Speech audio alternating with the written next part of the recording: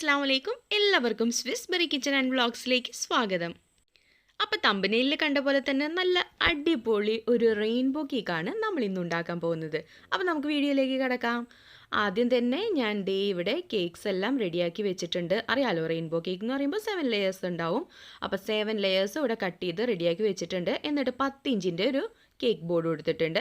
അപ്പോൾ അതിൻ്റെ നടുക്ക് ഭാഗത്തായിട്ട് കുറച്ച് ക്രീം അപ്ലൈ ചെയ്തിട്ട് ഞാൻ ഫസ്റ്റ് ലെയർ അങ്ങ് വെച്ച് കൊടുക്കുകയാണ്, നമ്മുടെ വയലറ്റ് ലെയർ. എന്നിട്ട് ഷുഗർ സിറപ്പ് കൊണ്ട് അതൊന്ന് സോക്ക് ചെയ്തിട്ട് അതിൻ്റെ മുകളിലേക്ക് കുറച്ച് ക്രീം അപ്ലൈ ചെയ്ത് കൊടുത്തു. അപ്പോൾ ക്രീം അപ്ലൈ ചെയ്ത ശേഷം ഞാൻ ഇതിലേക്ക് കുറച്ച് ബ്ലാക്ക് കറൻറ്റിൻ്റെ ക്രഷാണ് യൂസ് ചെയ്യുന്നത്. അത് നമുക്ക് 1 ടേബിൾ സ്പൂൺ വരെ യൂസ് ചെയ്യാം. അപ്പോൾ നമ്മുടെ കേക്കിന് നല്ലൊരു ഫ്ലേവർ കിട്ടാൻ വേണ്ടിയിട്ടാണ് ഇത് നമ്മൾ യൂസ് ചെയ്യുന്നത്. ഇനി നമുക്ക് നമ്മുടെ സെക്കൻഡ് ലെയർ വെച്ച് കൊടുക്കുന്നതിന് മുൻപായിട്ട് ഞാൻ കുറച്ച് choco chips, black choco chips, അതായത് ഡാർക്ക് ചോക്കോ ചിപ്സാണ് ഇട്ട് കൊടുക്കുന്നത്. അപ്പോൾ നമ്മുടെ കേക്ക് നല്ല ക്രഞ്ചി ഫീൽ കിട്ടാൻ വേണ്ടിയിട്ടാണ് അങ്ങനെ ചെയ്തത്. എന്നിട്ട് സെക്കൻഡ് ലെയർ വെച്ചിട്ട് അതൊന്ന് സോക്ക് ചെയ്തിട്ട് കുറച്ച് ക്രീം അങ്ങ് അപ്ലൈ ചെയ്ത് കൊടുത്തു.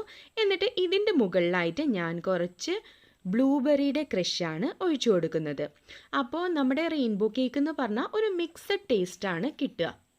അപ്പോൾ ബ്ലാക്ക് കറണ്ട് ആയി, ബ്ലൂബെറി ആയി. ഇനി നമ്മുടെ തേർഡ് ലെയറായ ബ്ലൂ കേക്കും കൂടി വെച്ചിട്ട് അത് സോക്ക് ചെയ്തിട്ട് അതിൻ്റെ മുകളിലേക്ക് കുറച്ച് ക്രീം അപ്ലൈ ചെയ്ത് കൊടുത്തു കേട്ടോ. എന്നിട്ട് അടുത്തതായിട്ട് നമ്മുടെ ഗ്രേറ്റ് ചെയ്ത കുറച്ച് ഡാർക്ക് ചോക്ലേറ്റ് ആണ് ഇട്ട് കൊടുക്കുന്നത്. അടുത്തതായി നമ്മുടെ പിസ്ത ലെയറാണ് വെച്ച് കൊടുക്കുന്നത്. എന്നിട്ട് ഇതും ഒന്ന് സോക്ക് ചെയ്യാം. എന്നിട്ട് നമുക്ക് ക്രീം അങ്ങ് ഇട്ട് കൊടുക്കാം. പിന്നെ നമ്മൾ സാധാരണ കേക്ക് ചെയ്യുന്നതിനേക്കാൾ കുറച്ച് ക്രീം കുറവായിട്ടാണ് ഈ കേക്ക് ചെയ്യുക, കാരണം ഒരുപാട് ലെയേഴ്സ് വരുന്നുണ്ടല്ലോ, അതുകൊണ്ടാണ് കേട്ടോ. അപ്പോൾ കുറച്ച് പിസ്ത സിറപ്പ് കൂടി ഇതിൻ്റെ മുകളിലേക്ക് നല്ല ടേസ്റ്റ്, ആ ഒരു പിസ്ത ഫ്ലേവർ കിട്ടാൻ വേണ്ടി ഇട്ട് കൊടുത്തു. എന്നിട്ട് നമ്മുടെ യെല്ലോ ലെയർ വെച്ചിട്ട് അതും ഒന്ന് സോക്ക് ചെയ്ത് നമുക്ക് ക്രീം അപ്ലൈ ചെയ്യാം. ഇത് ഏകദേശം ഒരു 1.5 kg വെയിറ്റ് വരുന്ന ഒരു കേക്കാണ്. അപ്പോൾ ഇതിലേക്ക് ഞാനിപ്പോൾ പൈനാപ്പിൾ ക്രഷാണ് ഒഴിച്ചു കൊടുക്കുന്നത് നമ്മുടെ യെല്ലോ ലെയറിൻ്റെ മുകളിലായിട്ട്. അപ്പോൾ അതുകൂടി ഒന്ന് സ്പ്രെഡ് ചെയ്ത് കൊടുത്തു. എന്നിട്ട് ഇതിൻ്റെ മുകളിലേക്ക് കുറച്ച് ഗ്രേറ്റഡ് വൈറ്റ് ചോക്ലേറ്റ് ആണ് കേട്ടോ ഇട്ട് കൊടുക്കുന്നത്. വൈറ്റ് ചോക്ലേറ്റൊക്കെ നമ്മുടെ കേക്കിൽ വന്നാൽ നല്ല ടേസ്റ്റ് ആയിരിക്കും. പിന്നെ ഞാൻ ഓറഞ്ച് ലെയർ കൂടി വെച്ചിട്ട് അതും ഒന്ന് സോക്ക് ചെയ്ത് കൊടുക്കുകയാണ്. എന്നിട്ട് വീണ്ടും ഇതിൻ്റെ മുകളിലേക്കും ക്രീം അപ്ലൈ ചെയ്ത് അതൊന്ന് സ്പ്രെഡാക്കി കൊടുത്തു. ഇനി നമ്മൾ ഈ ലെയറിൻ്റെ മുകളിലായിട്ട് കുറച്ച് മാംഗോ ക്രഷാണ് ഒഴിച്ചു കൊടുക്കുന്നത്. ഇങ്ങനത്തെ ക്രഷൊക്കെ മാർക്കറ്റിൽ അവൈലബിൾ ആണ് കേട്ടോ. ഇതൊക്കെ ഈസിലി അവൈലബിൾ ആണ്. അല്ലെങ്കിൽ നമുക്ക് തന്നെ ഇത് പെട്ടെന്ന് ഉണ്ടാക്കിയെടുക്കാനും പറ്റും.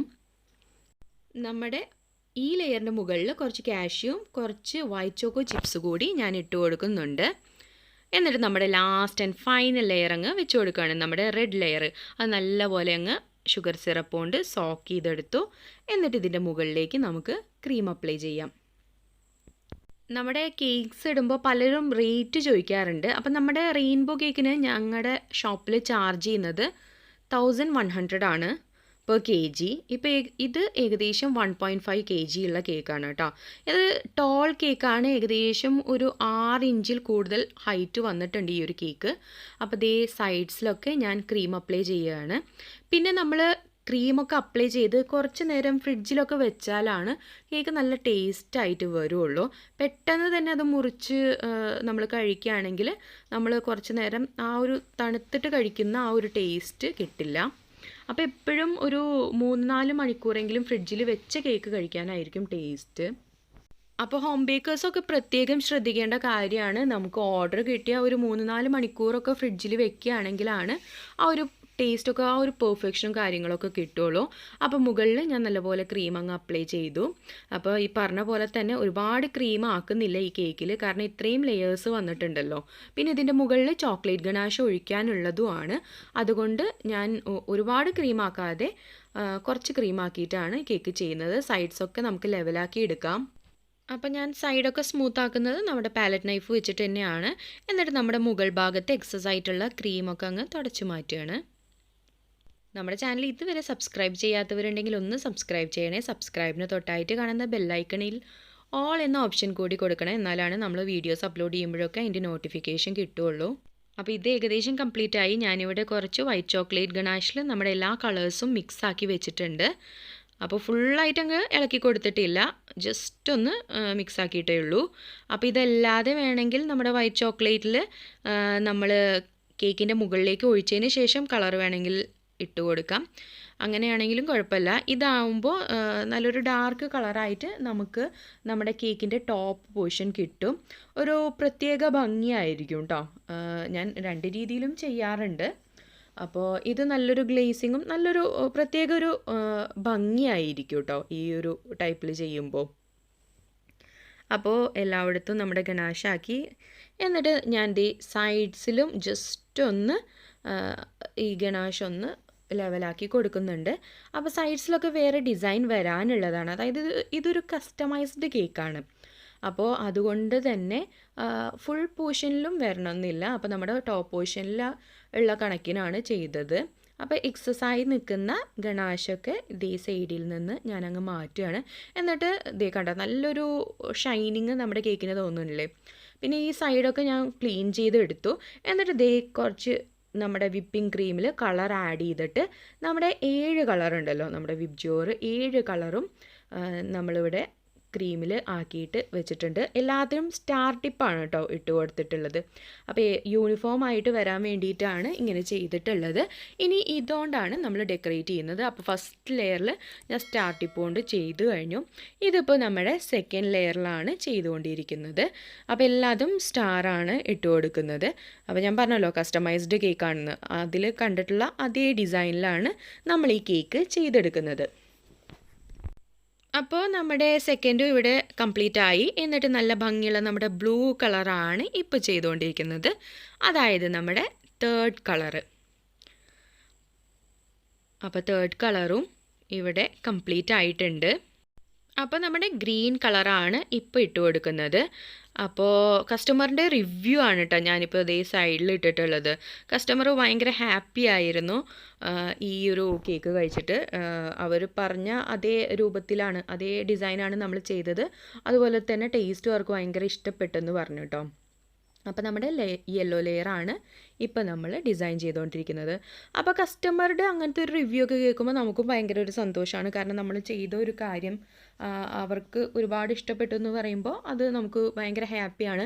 അത് ചിലപ്പോൾ ഓരോ ബേക്കേഴ്സിനും അത് ഫീൽ ചെയ്യാൻ പറ്റും.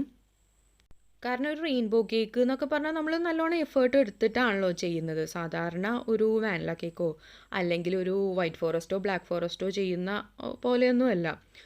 അപ്പോൾ നമ്മൾ ഷോപ്പിലൊക്കെ ചെയ്യുമ്പോൾ നമുക്ക് ചിലപ്പോൾ വൈറ്റ് ഫോറസ്റ്റൊക്കെ ഒരു 5-10 മിനിറ്റ് കൊണ്ടൊക്കെ കംപ്ലീറ്റ് ആകുമ്പോൾ ഇത് അതിൽ കൂടുതൽ ടൈം നമ്മൾ സ്പെൻഡ് ചെയ്യേണ്ടി വരും. തുടക്കക്കാരെ സംബന്ധിച്ചിടത്തോളം ആണെങ്കിൽ അതിൽ കൂടുതൽ ചിലപ്പോൾ 1 ഡേ ഒക്കെ വേണ്ടി വരും ഒരു ഹോം ബേക്കർക്ക് ഇതെങ്കിലും കംപ്ലീറ്റ് ആക്കാൻ വേണ്ടിയിട്ട്. അപ്പോൾ നമ്മൾ നല്ല ഹാപ്പിയാവും, അതിൻ്റെ കൂടെ തന്നെ നമ്മുടെ ആ ഒരു കോൺഫിഡൻസും ഒക്കെ കൂടുകയും ചെയ്യും. അപ്പോൾ നമ്മുടെ കേക്കിൻ്റെ ലാസ്റ്റ് ലെയറും കൂടി ചെയ്തു. എന്നിട്ട് മുകൾ ഭാഗത്ത് ഞാൻ കളർ മിക്സ് ആക്കിയിട്ടാണ് ചെയ്യുന്നത്. 3 സ്റ്റാർ വീതം നമ്മുടെ വിബ്ജിയോറിൻ്റെ എല്ലാ കളറും ചെയ്തിട്ടുണ്ട്. കണ്ടോ, ഇപ്പോൾ വർക്ക് കംപ്ലീറ്റ് ആയി.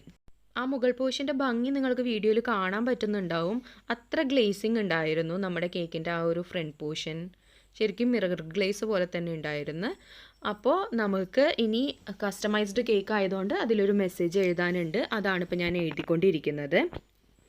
അപ്പോൾ ഞാൻ ഇത് നോസിലൊന്നും ഇട്ടിട്ടില്ല, ജസ്റ്റ് നമ്മുടെ പൈപ്പിംഗ് ബാഗിൽ ക്രീം, അതായത് കളറൊന്നും ആഡ് ചെയ്യാത്ത വിപ്പിംഗ് ക്രീം, ബീറ്റ് ചെയ്ത വിപ്പിംഗ് ക്രീം ആക്കിയിട്ടാണ് ഇപ്പോൾ എഴുതിക്കൊണ്ടിരിക്കുന്നത്. പിന്നെ പല ഹോം ബേക്കേഴ്സും പറയുന്ന ഒരു പ്രശ്നമാണ്, അതായത് എഴുതുമ്പോൾ കറക്റ്റ് ആവുന്നില്ല എന്ന്. അപ്പോൾ ആ തുടക്കത്തിലൊക്കെ അങ്ങനെ തന്നെയൊക്കെ ആയിരിക്കും. പിന്നെ നമ്മൾ ചെയ്ത് അതങ്ങ് റെഡിയായി വരുള്ളൂ. Practice makes a man perfect എന്നാണല്ലോ. അപ്പോൾ പ്രാക്ടീസ് കൊണ്ട് തന്നെ ശരിയാവുള്ളൂ. അപ്പോൾ ചെയ്ത് അത് തനിയെ ശരിയാവും. പിന്നെ ടിപ്സും ട്രിക്സൊക്കെ ഒന്ന് ജസ്റ്റ് ഒന്ന് കേൾക്കുകയും കാണുകയൊക്കെ ചെയ്താൽ നമുക്ക് റെഡിയാക്കി എടുക്കാം. അപ്പോൾ ഇനി നമ്മുടെ കേക്കിൻ്റെ മുകളിൽ ഒരു ഡോളിനെ വെക്കണം. അപ്പോൾ കസ്റ്റമർ പറഞ്ഞ അതേ ഡോളിനെ തന്നെ എനിക്ക് കിട്ടിയിട്ടാ. അപ്പോൾ അതാണ് നമ്മളിത് ഇപ്പോൾ ഫിക്സ് ചെയ്യുന്നത്. അപ്പോൾ നമുക്ക് മുകൾ ഭാഗത്തായിട്ട് ഈ ഡോളിനെ അങ്ങ് വെച്ച് കൊടുക്കാം. പിന്നെ നമ്മുടെ ആ സ്റ്റാറിൻ്റെ സൈഡിലൊക്കെ ഞാൻ ഓരോ ബോൾ വെച്ച് കൊടുത്തിട്ടുണ്ട്. സിൽവർ ബോളാണ് വെച്ച് കൊടുത്തിട്ടുള്ളത്. അപ്പോൾ നമ്മുടെ നല്ല ഭംഗിയുള്ള ടേസ്റ്റി ആയിട്ടുള്ള കേക്ക് ഇവിടെ റെഡി ആയിട്ടുണ്ട്. അപ്പോൾ എല്ലാ കൂട്ടുകാർക്കും ഈ ഒരു വീഡിയോ ഉപകാരപ്പെടുമെന്ന് വിചാരിക്കുന്നു. അപ്പോൾ നിങ്ങൾക്ക് സംശയങ്ങളോ അല്ലെങ്കിൽ അഭിപ്രായങ്ങളോ കാര്യങ്ങളോ ഒക്കെ ഉണ്ടെങ്കിൽ നമ്മളോട് ഇൻബോക്സ് ചെയ്യാവുന്നതാണ്. അപ്പോൾ നെക്സ്റ്റ് ഒരു നല്ല വീഡിയോ ആയിട്ട് വരുന്നത് വരെ ബൈ.